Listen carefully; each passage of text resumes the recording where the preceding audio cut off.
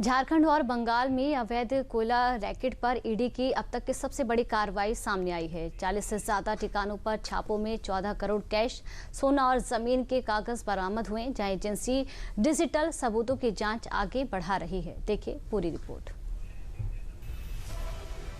कोयला माफिया एक ऐसा नेटवर्क जो सालों से सरकारी राजस्व को चूना लगाता रहा है, लेकिन इस बार ईडी ने ऐसा शिकंजा कसा है कि पूरे रैकेट में हड़कंप मच गया है। झारखंड और पश्चिम बंगाल दोनों राज्यों में एक साथ ऐसी रेड पड़ी जिसकी तैयारी महीनों से चल रही थी। सुबह सुबह दर्जनों टीमों के साथ ईडी ने माफियाओं के नेटवर्क पर बड़ा वार किया और जो बरामद हुआ उसने सभी को हैरान कर दिया। आइए अब आपको ले चलते हैं पूरी कार्रवाई के ग्राफिक्स की तरफ। देश में कोयला तस्करी लंबे वक्त से एक बड़ा रैकेट माना जाता है और अब उसी अवैध नेटवर्क पर ईडी ने सबसे बड़ा वार किया है। झारखंड और पश्चिम बंगाल में एक साथ 40 से ज्यादा ठिकानों पर धावा बोला। वहीं कई जगह भारी नकदी, सोना, जमीन के कागजात और डिजिटल सबूत बरामद हुए हैं।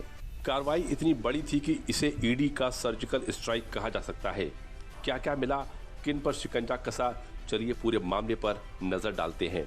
झारखंड और पश्चिम बंगाल में 44 ठिकानों पर ईडी ने छापेमारी की, जहां ईडी की टीम ने झारखंड में 20 लोकेशन और बंगाल में 24 लोकेशन पर सर्च ऑपरेशन चलाया। कार्रवाई अवैध कोयला खनन, चोरी और तस्करी से जुड़े पूरे मामलों पर आधारित थी। जांच में लाल बहादुर सिंह, अनिल गोयल, संजय खेमका, अमर मंडल जैसे कई बड़े नामों पर कार्रवाई हुई। बंगाल में नरेंद्र खड़का, कृष्ण मुरारी कयाल, युधिष्ठिर घोष के ठिकानों पर भी कार्रवाई की गई। छापेमारी में 14 करोड़ रुपए से ज्यादा कैश, सोना, आभूषण, जमीन के कागजात और डिजिटल डिवाइस जब्त किया गया। ईडी के मुताबिक बॉर्डर एरिया में एक बड़ा संगठित कोयला रैकेट एक्टिव था, जिसमें लोकल अधिकारियों की मदद के बिना दस्तावेज की कोयला सप्लाई की जा रही थी। छापों में गैर कानूनी कैश कलेक्शन की डायरियां, रजिस्टर और अकाउंट बुक्स भी बरामद हुई। वहीं तलाशी में 100 से ज्यादा ईडी अधिकारी और सीआरपीएफ जवान शामिल रहे।